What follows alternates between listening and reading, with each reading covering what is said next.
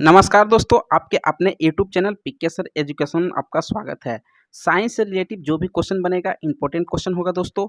तो सभी एग्जाम के लिए अति महत्वपूर्ण है, जैसे for SSC railway, bank, teacher, CPU, CGL, MTS, group D, NTPC, army, GD, CHL, CRPF सभी गवर्नमेंट एग्जाम के लिए अति महत्वपूर्ण प्रश्न है। तो चलिए वीडियो को स्टार्ट करते हैं। पहला क्वेश्चन की ओर बढ़ते हैं। कहता अल्ट्रासोनिक तरंगों की आवृत्ति कितनी होती है।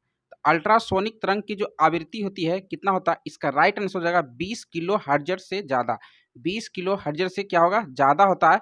ऑप्शन नंबर सी इसका सही आंसर हो जाएगा। अगला क्वेश्चन की ओर बढ़ते हैं। मनुष्य के लिए ध्वनि की श्रव्य सीमा कितनी होती है।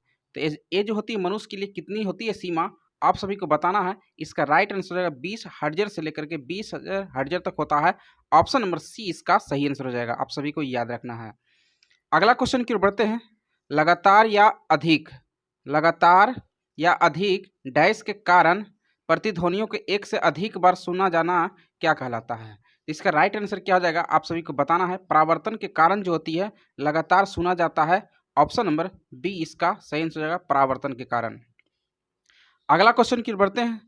ध्वनि का प्रसारण सबसे अधिक किसमें होती है। तो ध्वनि की जो सबसे ज़्यादा जो चाल होती है, आप सभी को बताना है, ठोस में होती है। ऑप्शन नंबर सी इसका सही आंसर हो जाएगा, सबसे ज़्यादा ठोस। अगला क्वेश्चन की ओर बढ़ते हैं। ध्वनि की दृढ़ता जो होती है दोहरे प्रतिबिंब का परिणाम होती है। इसे क्या कहा जाता है, आप सभी को बताना है। इसका राइट आंसर क्या हो जाएगा, प्रतिध्वनि।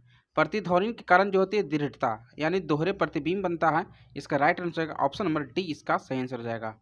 अगला क्वेश्चन की ओर बढ़ते हैं। एक तरंग के गर्त की गहराई को क्या कहा जाता है। तरंग की गर्त की गहराई को क्या कहा जाता है, आप सभी को बताना है। तरंग की गर्त, नहीं देखिए तरंग ऐसे चलती है, इसको गर्त की गहराई को क्या कहा जाते हैं, आयाम कहते हैं। ऑप्शन नंबर डी इसका सही आंसर हो जाएगा। अगला क्वेश्चन की ओर बढ़ते हैं। कहता है किसी माध्यम में घनत्व के एक दोलन को पूरा करने में लगने वाला समय को क्या कहते हैं। आप सभी को बताना है। इसका राइट आंसर क्या हो जाएगा। कहता है किसी माध्यम में घनत्व के एक दोलन को पूरा करने में लगने वाला समय को क्या कहा जाता है, तरंग का समय काल कहलाता है। ऑप्शन नंबर बी इसका सही आंसर हो जाएगा। आप सभी को याद रखना है। अगला क्वेश्चन की ओर बढ़ते हैं। डॉक्टरों द्वारा ठोस वस्तुओं को भेदन हेतु एवं हवाई अड्डों को किस तरंग का प्रयोग करता है। ठोस धातुओं को जो वस्तुओं को जो भेदने हेतु हवाई अड्डों को किस तरंग का प्रयोग करता है, आप सभी को बताना है। इसका राइट आंसर हो जाएगा एक्सरे। एक्सरे का प्रयोग करता है। ऑप्शन नंबर बी इसका सही आंसर हो जाएगा। आप सभी को याद रखना है। अगला क्वेश्चन की ओर बढ़ते हैं। कहता है इंफ्रारेड किरणें क्या है। तो इंफ्रारेड किरणें क्या है, आप सभी को बताना है। इसका राइट आंसर हो जाएगा विद्युत चुम्बकीय तरंग है। ऑप्शन नंबर डी इसका सही आंसर हो जाएगा। Option number D. अगला क्वेश्चन की ओर बढ़ते हैं। कहता स्पष्ट प्रतिध्वनि सुनने के लिए मूल ध्वनि तथा परावर्तित ध्वनि के बीच कम से कम जो समय अंतराल होना चाहिए, कम से कम कितना समय अंतराल होना चाहिए, आप सभी को बताना है। इसका राइट आंसर 1/10 सेकेंड यानी 0.01 सेकेंड होना चाहिए। अगला क्वेश्चन की बढ़ते हैं। कहता है निम्न में से किस ध्वनि तरंग में तरंगदैर्घ्य स्वार्धिक लंबा होता है। तो स्वार्धिक जो लंबा होगा, जितना कम रहेगा उतना ही ज़्यादा लंबा होगा। आप सभी को बताना है। इसका राइट आंसर हो जाएगा 100 हर्ट्ज आवृत्ति वाली तरंग जो होगी उतना ही लंबा होगी, है ना। इसमें से जो सबसे कम जो होगा वही इसका राइट आंसर हो जाएगा। ऑप्शन के अनुसार अब मार दीजिएगा। अगला क्वेश्चन की ओर बढ़ते हैं। मानव मस्तिष्क में ध्वनि की अनुगूंज कितनी देर तक कायम रहती है।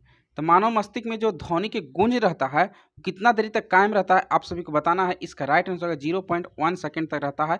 ऑप्शन नंबर सी इसका सही आंसर हो जाएगा। अगला क्वेश्चन की ओर बढ़ते हैं। कहता निम्नलिखित में से कौन सी एक अनुप्रस्थ तरंग नहीं है।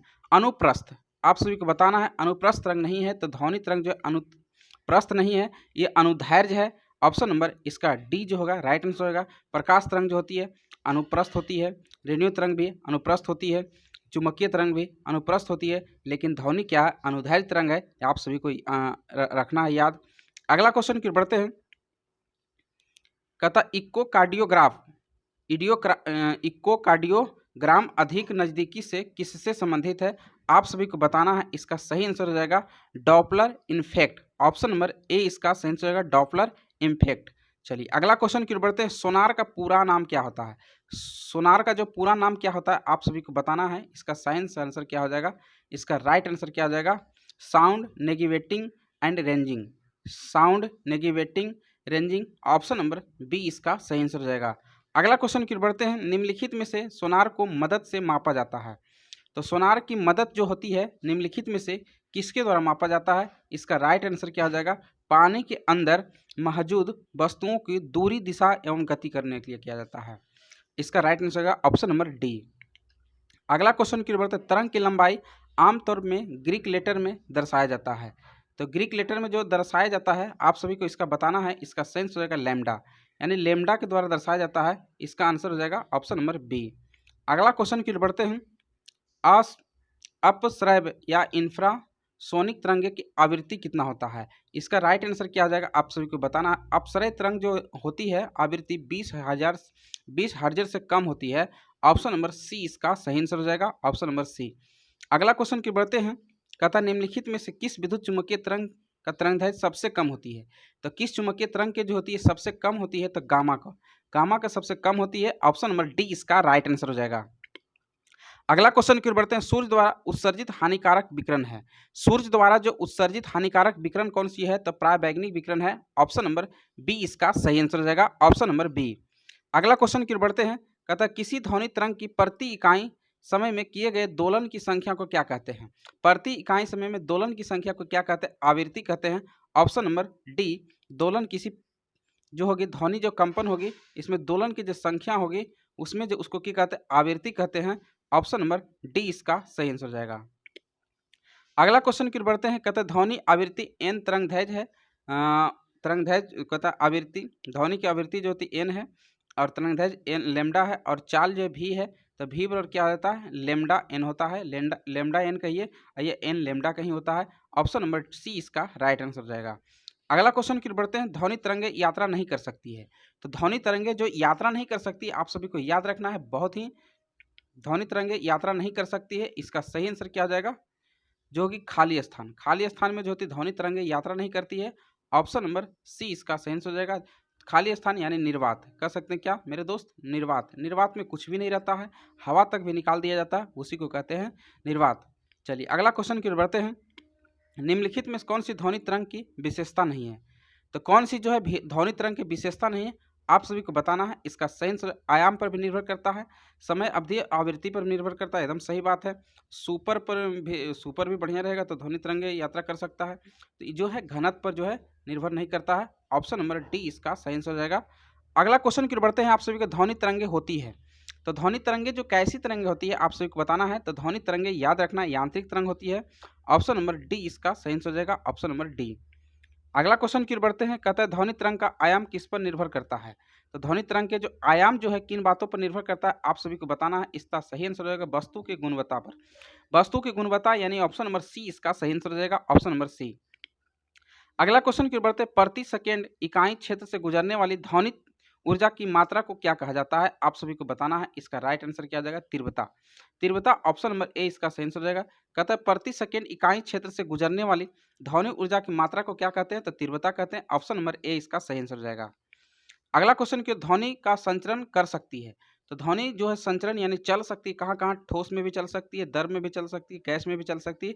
इसका आंसर हो जाएगा ऑप्शन नंबर ए, इनमें से सभी हो जाएगा। ऑप्शन नंबर ए इसका सही आंसर हो जाएगा। अगला क्वेश्चन की ओर बढ़ते हैं। किस रंग की तरंगदैर्घ्य सबसे कम होती है? तो आप सभी को बताना है। इसका राइट आंसर क्या हो जाएगा? किस रंग की तरंगदैर्घ्य सबसे कम होती है? तो बैगनी होती है। ऑप्शन नंबर डी इसका सही आंसर होगा, बैगनी का सबसे कम तरंगदैर्घ्य होती है। अगला क्वेश्चन की ओर बढ़ते हैं। कहता है निम्न में से कौन सा तरंग विशेषता नहीं है? तरंग की विशेषता नहीं है आप सभी को बताना है। इसका सही आंसर होगा, देखिए तरंगदैर्घ्य भी है, आयाम भी है, आवृत्ति भी है, तो माध्यम जो होती है कोई विशेषता नहीं होती है। ऑप्शन नंबर डी इसका सही आंसर हो जाएगा, ऑप्शन नंबर डी।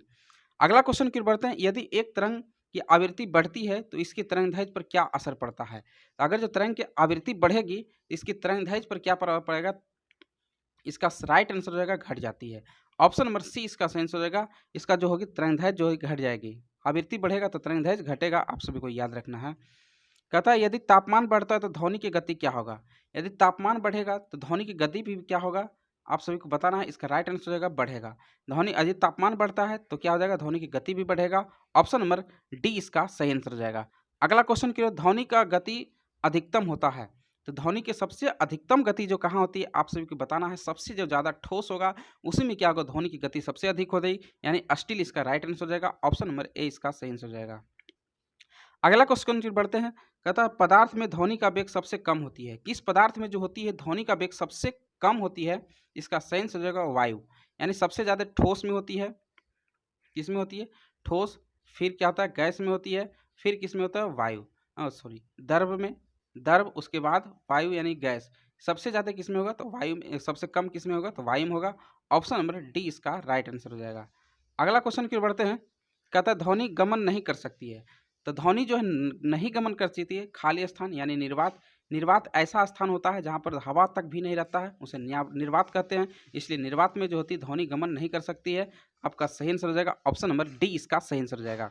अगला क्वेश्चन की ओर बढ़ते हैं, ध्वनि किसके कारण उत्पन्न होता है। तो ध्वनि किसके कारण उत्पन्न होता है आप सभी को बताना है। इसका राइट आंसर क्या हो जाएगा, ध्वनि जो उत्पन्न होती है कंपन के कारण होती है। किसके कारण होती है, कंपन के कारण होती है। ऑप्शन नंबर बी इसका राइट आंसर हो जाएगा। अगला क्वेश्चन की, ध्वनि की तीव्रता मापी जाती है। आप सभी को बताना है ध्वनि की तीव्रता जो मापी जाती है डेसिबल से मापी जाती है। ऑप्शन नंबर सी इसका राइट आंसर होगा। ध्वनि की तीव्रता जो मापी जाती है डेसिबल से मापी जाती है। ऑप्शन नंबर सी इसका सही आंसर हो जाएगा। अगला क्वेश्चन की ओर बढ़ते हैं, कहता है यदि ध्वनि तरंग की आवृत्ति मापने को जो मापन इकाई जो होती है कौन सी होती है, आवृत्ति मापी जाती है ध्वनि के, उसको हर्ट्ज से मापती है। एच जेड यानी हर्ट्ज से मापते हैं। ऑप्शन नंबर बी इसका राइट आंसर हो जाएगा। अगला क्वेश्चन की ओर बढ़ते हैं, कहते हैं ध्वनि निम्न में से क्या एक है।